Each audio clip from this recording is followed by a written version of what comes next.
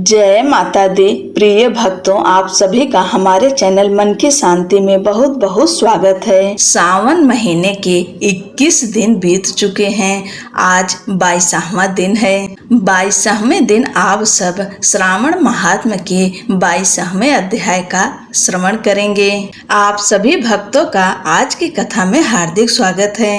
भगवान भोलेनाथ का ध्यान करते हुए आप सब इस कथा को सुने।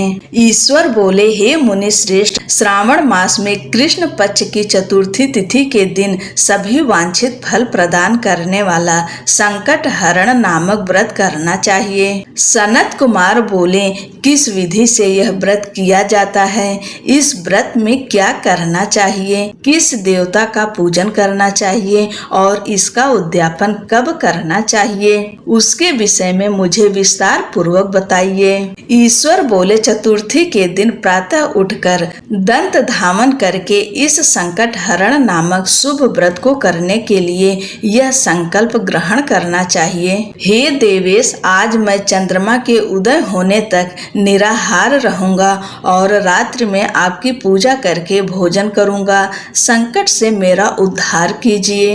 हे ब्रह्मपुत्र, इस प्रकार संकल्प करके शुभ काले तिलों से युक्त जल से स्नान करके समस्त आह्निक कृत्य संपन्न करने के बाद गणपति की पूजा करनी चाहिए। बुद्धिमान को चाहिए कि 3 मास से अथवा 1 मास से स्वर्ण से अथवा अधिक अपनी शक्ति के अनुसार स्वर्ण की प्रतिमा बनाएं। स्वर्ण के अभाव में चांदी अथवा तांबे की ही प्रतिमा सुख पूर्वक बनाएं। यदि निर्धन हो तो वह मिट्टी की ही शुभ प्रतिमा बना ले, किंतु इसमें वित्त साठ ना करें, क्योंकि ऐसा करने पर कार्य नष्ट हो जाता है। रम्य अष्टदल कमल पर जल से पूर्ण तथा वस्त्र युक्त कलश स्थापित करें और उसके ऊपर पूर्ण पात्र रखकर उसमें वैदिक तथा तांत्रिक मंत्रों द्वारा 16 उपचारों से देवता की पूजा करें। हे विप्र, तिल युक्त 10 उत्तम मोदक बनाएं। उनमें से 5 मोदक देवता को अर्पित करें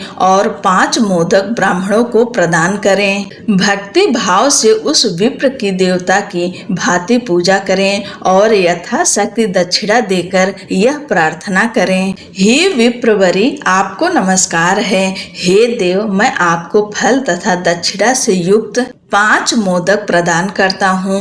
हे द्विज श्रेष्ठ, मेरी विपत्ति को दूर करने के लिए इसे ग्रहण कीजिए। हे विप्र रूप गणेश्वर, मेरे द्वारा जो भी न्यून अधिक अथवा द्रव्यहीन कृत्य किया गया हो वह सब पूर्णता को प्राप्त हो। इसके बाद स्वादिष्ट अन्न से ब्राह्मणों को प्रसन्नता पूर्वक भोजन कराएं। उसके बाद चंद्रमा को अर्घ्य प्रदान करें। उसका मंत्र प्रारंभ से सुनिए।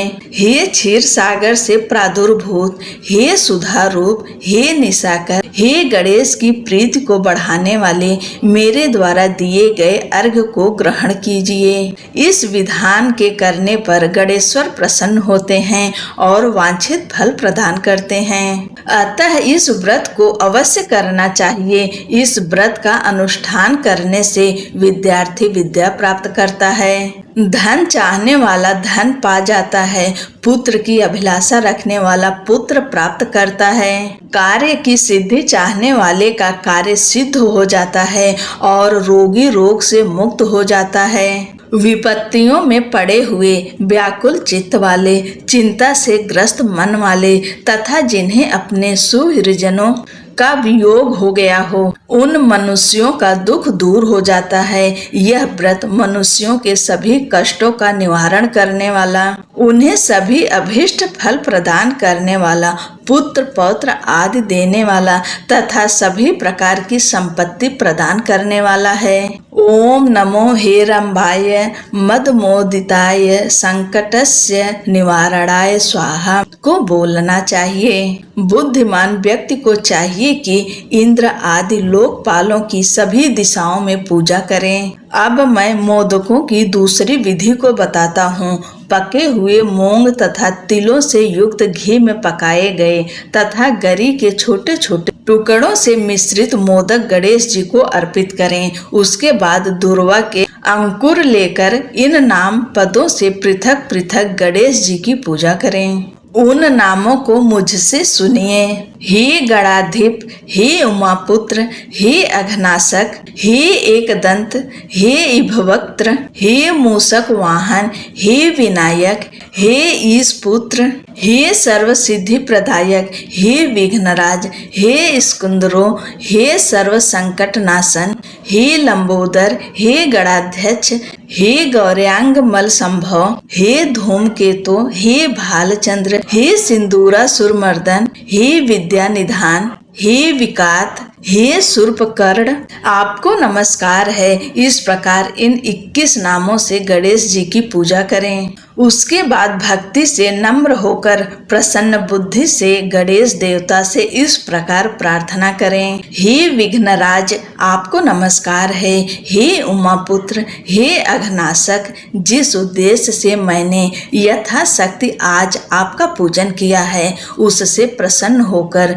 शीघ्र ही मेरे हृदय स्थित मनोरथों को पूर्ण कीजिए। हे प्रभु, मेरे समक्ष उपस्थित विविध प्रकार के समस्त विघ्नों का नाश कीजिए। मैं यहाँ सभी कार्य आपकी ही कृपा से करता हूँ। मेरे शत्रुओं की बुद्धि का नाश कीजिए तथा मित्रों की उन्नति कीजिए।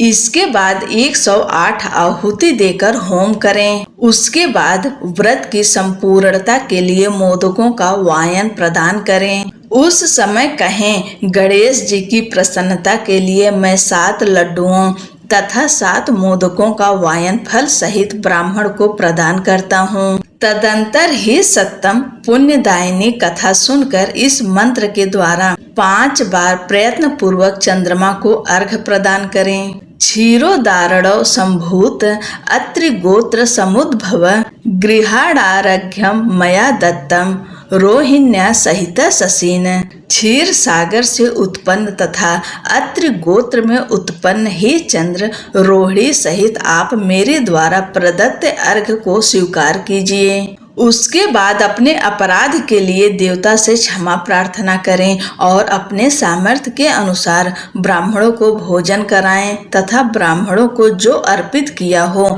उसके अवशिष्ट भोजन को स्वयं ग्रहण करें। मौन होकर 7 ग्रास ग्रहण करें और अशक्त हो तो इच्छा अनुसार भोजन करें। इसी प्रकार 3 मास अथवा 4 मास तक विधान पूर्वक इस व्रत को करें।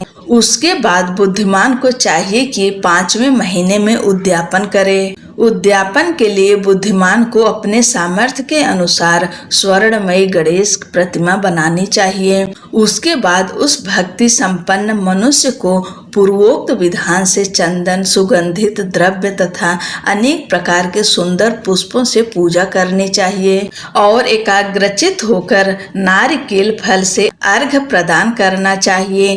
पायस से युक्त सूप में फल रखकर और उसे लाल वस्त्र से लपेटकर यह वायन भक्त ब्राह्मण को प्रदान करें। साथ ही स्वर्ण की गणपति की प्रतिमा भी दक्षिणा सहित उन्हें दें। व्रत की पूर्णता के लिए 1 आढ़क तिल का प्रदान करें। उसके बाद विघ्नेश प्रसन्न हो ऐसा कहकर देवता से क्षमा प्रार्थना करें। इस प्रकार उद्यापन करने से अश्वमेघ यज्ञ का फल प्राप्त होता है और मनोवांछित सभी कार्य सिद्ध हो जाते हैं। हे सत्तम, पूर्व काल में स्कंद कुमार के चले जाने पर पार्वती ने मेरी आज्ञा से 4 महीने तक इस व्रत को किया था। तब 5वें महीने में पार्वती ने कार्तिकेय को प्राप्त किया था। समुद्र पान के समय अगस्त जी ने इस व्रत को किया था और 3 माह में विघ्नेश्वर की कृपा से उन्होंने सिद्धि प्राप्त कर ली।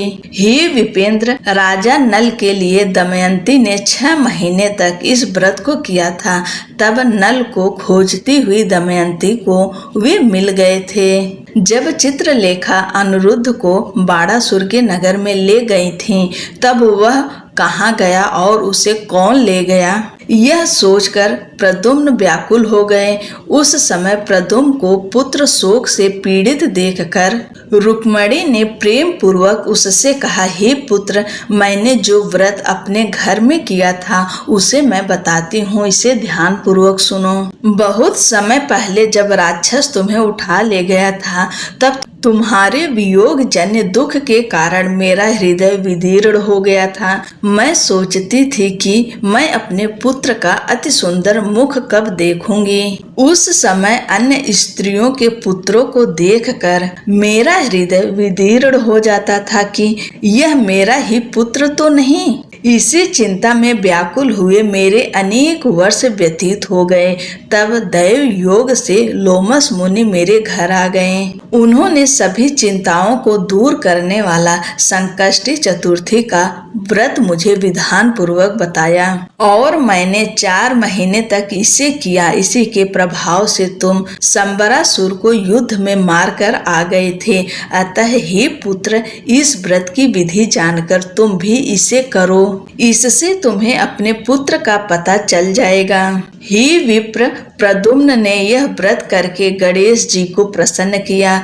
तब नारद जी से उन्होंने सुना कि अनिरुद्ध बाणासुर के नगर में है। इसके बाद बाणासुर के नगर में जाकर उससे अत्यंत भीषण युद्ध करके और संग्राम में शिव सहित बाणासुर को जीत कर पुत्र वधु सहित अनिरुद्ध को प्रद्युम्न घर ले आए।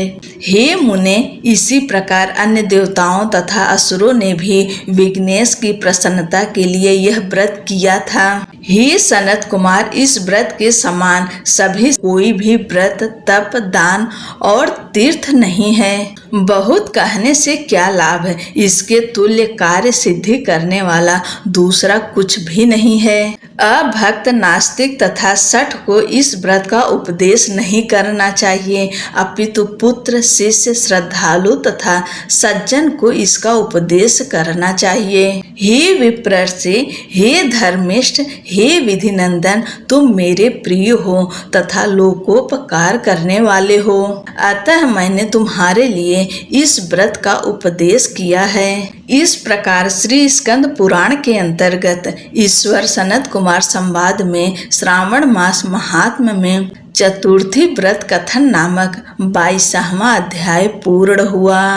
बोलो भगवान शंकर की जय, माता पार्वती की जय।